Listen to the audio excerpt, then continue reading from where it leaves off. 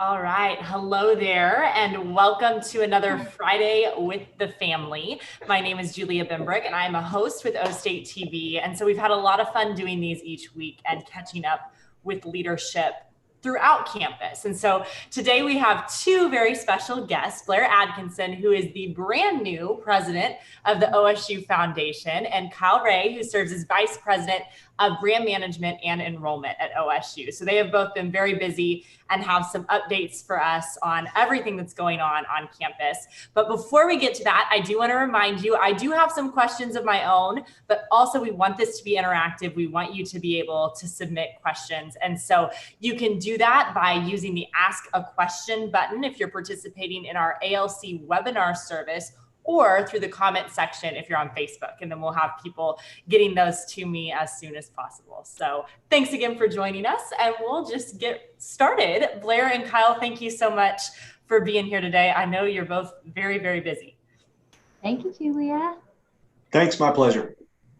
Well, and Blaire, we'll start with you because you have had quite a transition here. You've been serving as the president of the Alumni Association and now are taking over at the OSU Foundation. And so tell us a little bit about what this new role looks like for you. Yeah, I'm excited to be at the foundation. This is a little bit like coming home. I started at the foundation in 2011 and transitioned to the Alumni Association just for a couple of years and feel really like it was a privilege to serve over there. But I'm excited to come back to the foundation and make a difference at OSU. Great people over here, and it really feels pretty incredible to be a part of making such a tremendous difference in the lives of students and supporting the university in such a meaningful way. So I'm proud to be back.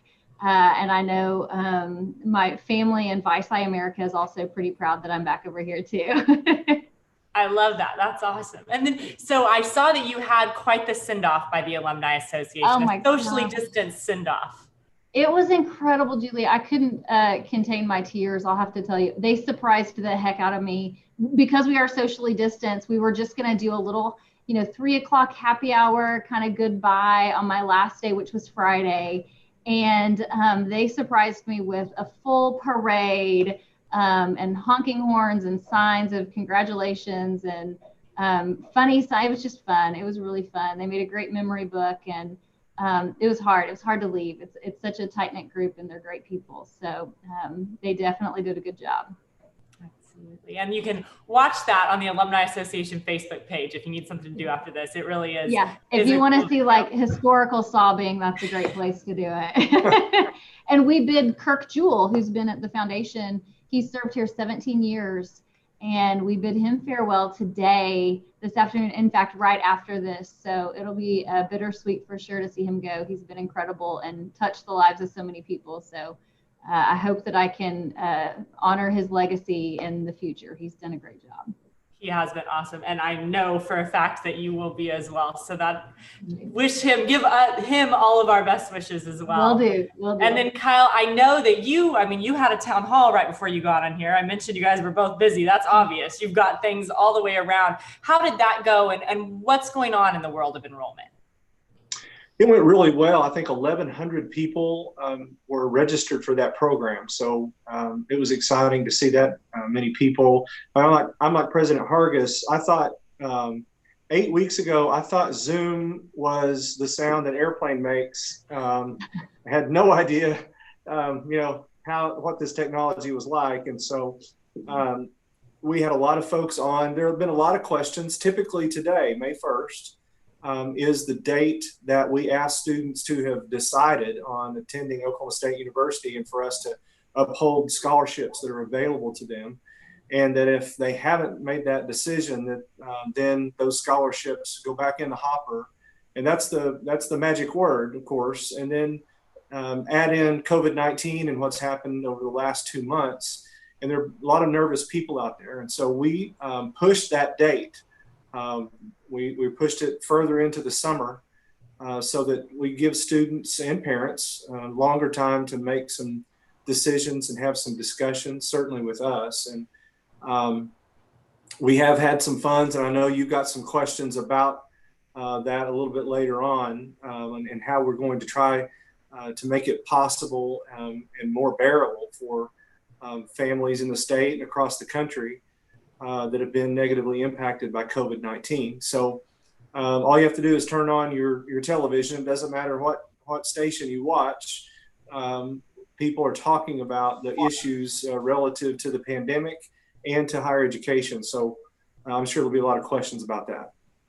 Yeah, and if you want to go ahead and go into that, those kind of programs that are set up to help students, I'm sure they would love to hear that.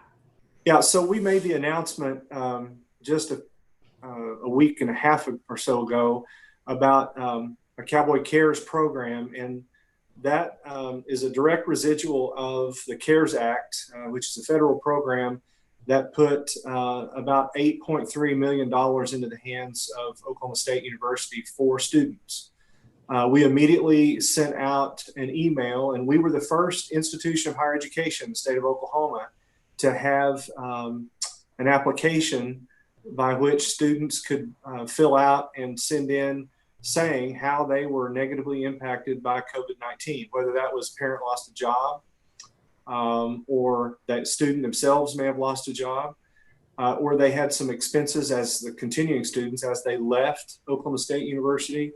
And so we have begun to get those names back in now, and even some prospective students have logged on. And so we are evaluating those one at a time. And so our folks in financial aid are doing a fantastic job. We've had in excess of 3,000 students respond to that email at this point.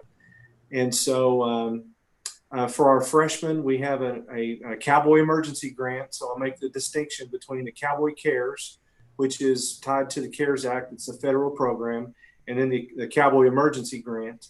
But if those who are watching today know of friends or relatives who have a student, whether they're a freshman or a returning student, who have been negatively impacted somehow by COVID-19, all they have to do is fill out that application that was linked through the email they received about 2 weeks ago. And then Blaire, I know the foundation is doing some things as well. Can you touch on those options? Yeah, absolutely. So Kyle mentioned some support for students, and we really have two primary ways that alumni and the greater Oklahoma area or United States that they can support our students. We have the Cowboy Strong Emergency Fund. That is a fund we've had in place for a number of years because it really supports students who've gone through hardship. So it started when we had a hurricane and some of our students' houses had been destroyed, and they just needed support.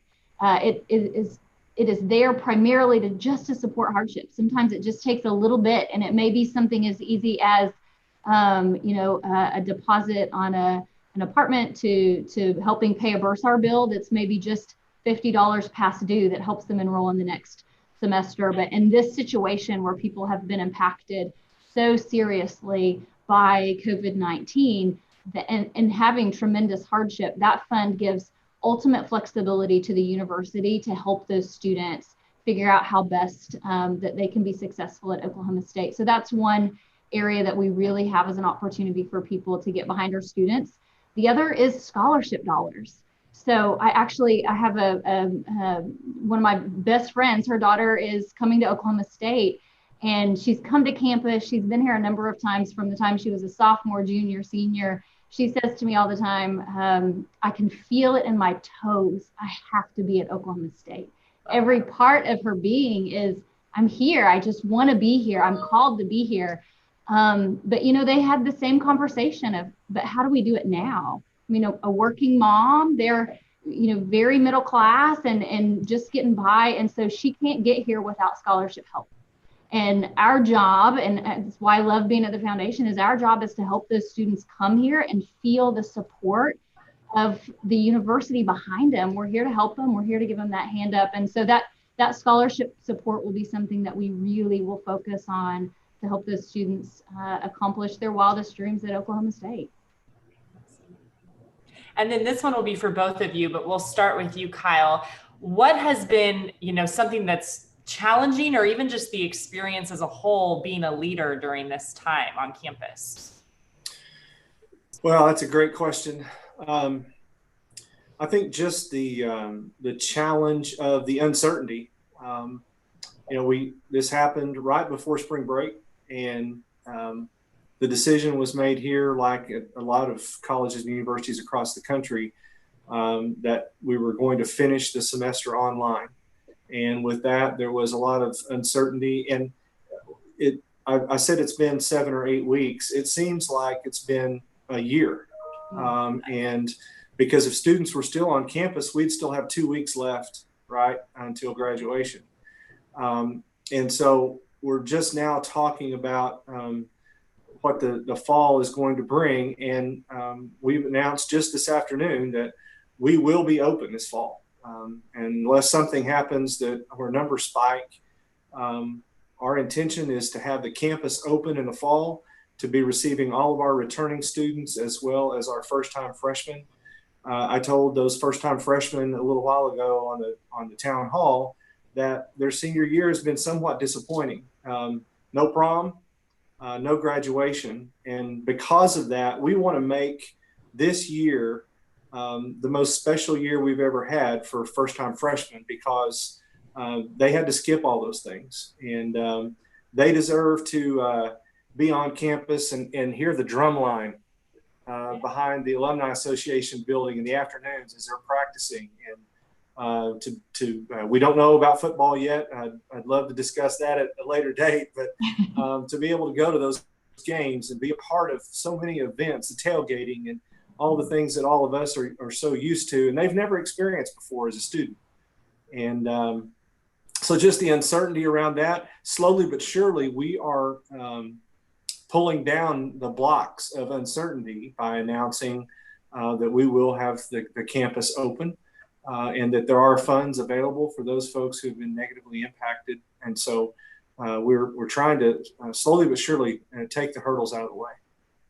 Do you have any concerns that, when we do get back, figuring out social distancing, if those things are still in place? I mean, are those conversations happening?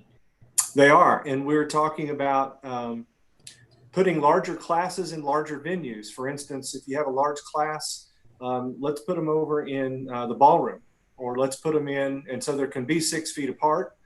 And obviously hand sanitizer and mask. All those kinds of things, disinfecting by housing with all of our facilities, including dorms and apartments and those kind of things. And I'm not just talking about one time, I'm talking about consistency there. And we owe it to the parents and our students to provide the safest environment possible. And so there have been, as you all have experienced, countless hours on Zoom and planning sessions to be sure that we provide the safest environment possible. And then how about you, Blaire, especially during this transition, what have been some challenges as a leader there on campus? Yeah, I agree with Kyle that one of the biggest challenges was just adapting continuously to uncertainty. As a leader, you really want to be clear and concise and, very focused on the task at hand and making sure that people have that clarity. Well, we didn't have that clarity. And so, I think we approached it with an honest heart and just saying, here's what we know and here's what we're going to do. But then we knew in 20 minutes that may change, in an hour it may change. And so just keeping up with the pace of that to make sure that our teams knew where to aim their energy and what we were doing and how we were going to adapt and be flexible. I have to say, the people at the university, the foundation and the Alumni Association are incredible, so flexible, so adaptable. The faculty to literally every person I've intersected with really had an open mind about it and knew that this was a reality that none of us could really influence. And they just jumped in with both hands and said, how can I help? How do we adjust? What is it that we need to do? And so really there were a lot of blessings that have come out of it, I think, in seeing your peers and colleagues just, band together and say, let's get through it. And I think that's just a testament to the Cowboy family. And you see it in our alumni, you see it on campus, you see it between foundation, alumni, and university, and it just makes you proud. I know there's a reason that we had you both on here together. So touch on kind of how your roles overlap, or that you work as a team at different times. Yeah. Well, let me start there because I want to brag on Blaire. She has been such an incredible partner, as has her predecessor, Kirk Jewell. And Kirk and I share something. We've both been at Oklahoma State roughly 17 years. And we could not operate without the Alumni Association and the OSU Foundation. And I know Blaire can put the finishing touch on what the foundation does for Oklahoma State, but I know we talk a lot about our donors make sure that the dreams of our students come to life. And one of those is to begin to go to college.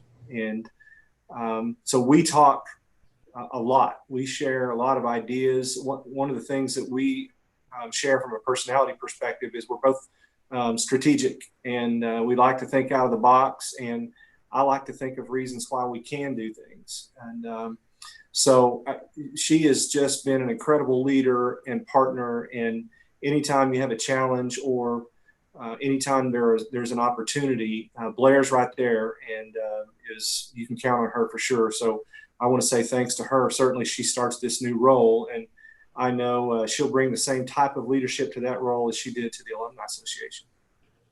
You're so kind to say that. But I think it's obvious, Julie, Kyle and I have worked together for quite a while now and have had incredible partnership, both when I was here at the foundation before and when I went to the Alumni Association. And he's the guy that I go to have some of those strategic discussions about, okay, how do we fix this at a higher level? What do we need to do to be ahead of what happens next? And it's incredibly valuable, and you don't always find that. So it's good to have a partner like Kyle for sure. And I think at the foundation, our heart is in serving OSU. And so partnerships like we have with Kyle and his whole team, it's really focused on what do the students need? How can we make a difference? Because by and large, the alumni and the donors for Oklahoma State, they just want to make a difference. And so knowing what that looks like and knowing how we can help and serve best is really important. And we've always had great open communication about where we need to help change the lives of students or make an impact at the university. So that's really been a blessing, I think. One more thing on that is, we've talked a lot about scholarships and dollars and giving, but another thing that we share is opportunities for us to promote, to market and brand Oklahoma State University, the Alumni Association, the OSU Foundation.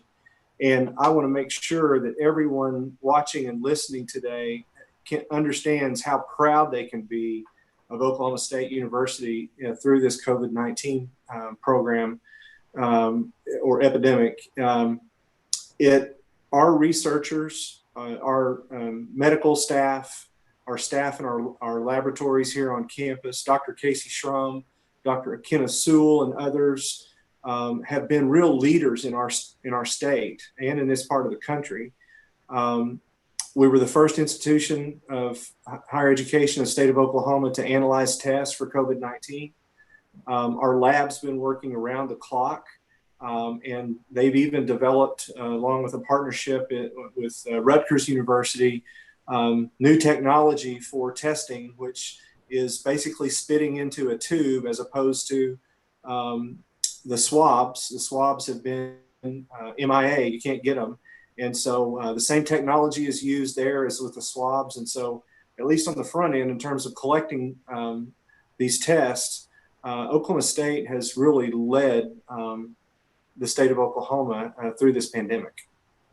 I agree. And I was actually interviewing Dr. Schrum the other day, and she was explaining to how much less intrusive the saliva is as well, which is just another great part of that advancement too.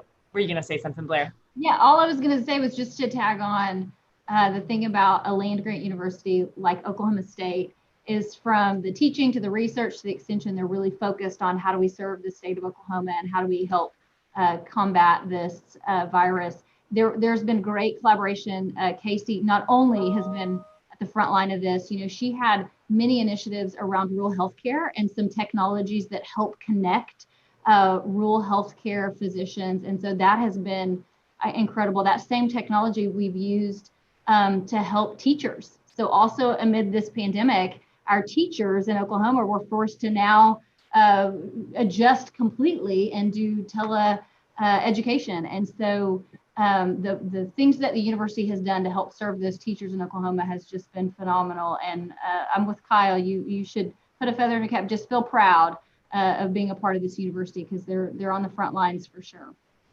I absolutely agree. We do have some questions coming in from audience members, so I'll make sure to get those in there now. Let's see. Can you all talk a little bit about how branch campuses are supporting their students during this time? Are these students eligible for assistance through the emergency funds that were mentioned? They are. The branch campuses and the A&Ms will have their own programs, have their own application processes.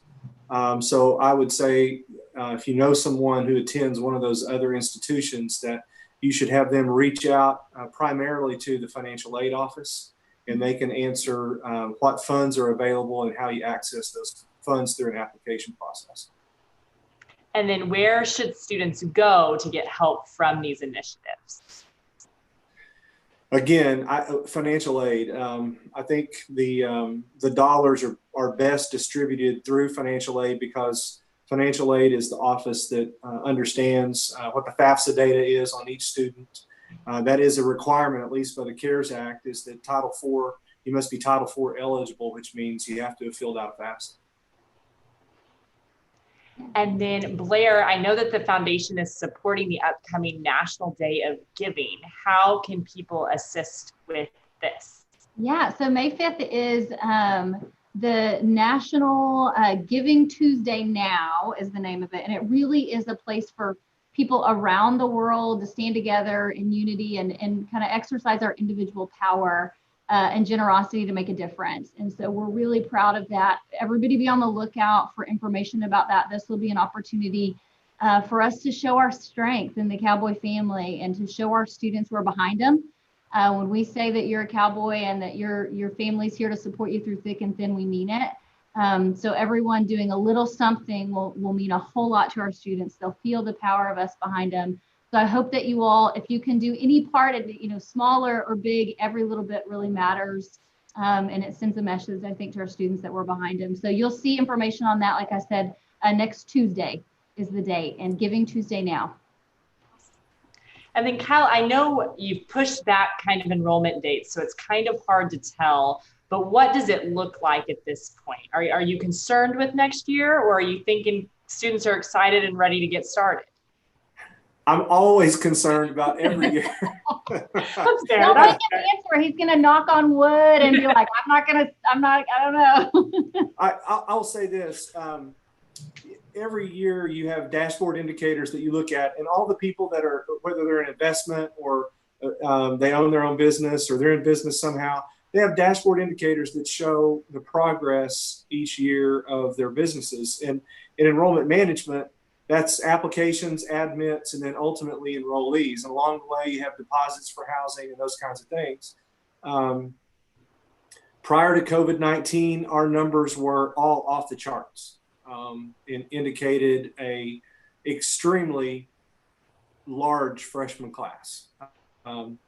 Those numbers still remain, but there's just a lot of uncertainty. I think one of the things we did, and I can't remember if I said this on this Zoom or the previous one, we made the decision several weeks ago to do new student orientation online. And for all those watching who have done it or had their kids do it, orientation is a big deal. And it's a big deal in person. And so I think there's a lot of question about online, but I think the key question is, or was, are you going to open in the fall? And we have, as of today, announced that we will be. And so we're hoping that those students that were hesitant won't be any longer.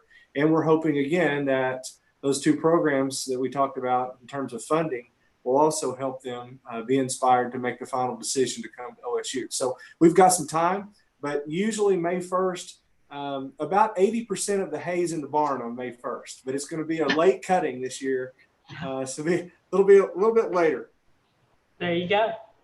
And Blaire, we had a question coming in from a viewer that said, how can people watching help support the scholarship funds you mentioned, and what is the best way to give? Yeah, so osugiving.com has all the information you need on making a difference on any of those funds. We also, through partnership with the Alumni Association and the Foundation, launched a website, cowboy.family. And cowboy.family is a great place to go where you can link to those giving pages I said if you want to make a difference in the scholarships or the Cowboy Strong Fund. You can also write notes to graduating seniors. Many of our graduates would be very grateful for that. You can gift a membership to them, a lifetime membership in the Alumni Association or an annual membership. There's lots of ways there that you can get involved. Also, there's career services there for you as an alum. There's great stories and opportunities for you to stay connected with OSU. So I'd encourage you to visit that cowboy.family website for a lot more information and to link you anywhere that you need to go. Well, there you go. And we love that viewer question. So thank you for that. That's exactly what we want to happen. And then I think we have time for probably one more question. So I'll give this one to both of you. Blaire, if you want to start this one off. But any advice for future students? If there's any important information or just advice you'd like to share with them if they're getting ready to come in the fall? Yeah, I would say for students who are joining for the first time on OSU's campus, I'd say get involved with the Alumni Association, join Alumni Association. They have great student alumni group that helps you get connected on campus. You can get involved in homecoming and student clubs and activities and student government association and all those things. It's a really great place to help you connect before you're even an alum. So I would definitely say that, get involved, be a part of the university. And I think the Alumni Association offers a great way for people to get connected while they're on campus. And then how about you, Kyle? I would echo what she said. Involvement's important, not just from the perspective of getting to do and experience a lot of things, but students that are involved matriculate. I mean, they stay, and ultimately what we want students to get is a degree. And those students that are involved turn a freshman year into a senior year and walk away with a degree. And what we want for our children is we want them to have a degree in their hand and for them to use that as a launching pad to a fantastic career where they become financially independent and have success, all those things. So that involvement is a launching pad to all of that. Awesome. And we have one more come in. So Kyle, we'll have one quick moment to finish this one up, but how will the upcoming fall semester affect travel abroad programs, considering outgoing and incoming travelers? Is there support available for international students? I think the easiest answer to that is I don't know. I think we are still, just for university travel, it's suspended at this point. And I'm hoping I'm getting to the heart of the question that was asked. In terms of study abroad for the fall or next spring, we'll have to make those decisions much closer to the time for fall to start and spring to start. If a question was about, I had a question earlier today about study abroad and whether or not students that had been a part of study abroad last semester and incurred financial hardship as a result of that, they can apply for some of that CARES Act money if they filled out a FAFSA. So if that was part of the question, then certainly they should fill out that paperwork. And then if there are international students planning to attend in the fall, has that been a part of any discussion? It has. I mean, because of the political climate prior to COVID-19 and then COVID-19, we've seen a decrease in international students, of course. COVID-19 getting a visa, for instance, out of China at this point is going to be next to impossible for the next year.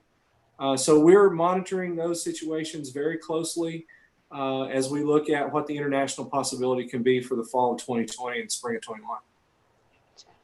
I know there's a lot of tough decisions and a lot going on for both of you. Thank you again so much for all you do, and the university is so lucky to have you both. And before we go, I have a few announcements for everyone. As Blaire mentioned, we want to remind everyone to visit the cowboy.family website, where you can find numerous resources for yourself and your family during these unique times. Friday with the Family will be back again next week, so make sure to join us again at 3:30. And we will be with two soon-to-be OSU alumni. So we have some seniors, Drew Grunwald and Brett Cunningham, to get their perspective on all of this from the students' eyes. So you'll find a link to register for that now on the cowboy.family website. Thanks again for joining us. I'm Julia Bimbrick. Stay safe, stay healthy, and as always, go Pokes.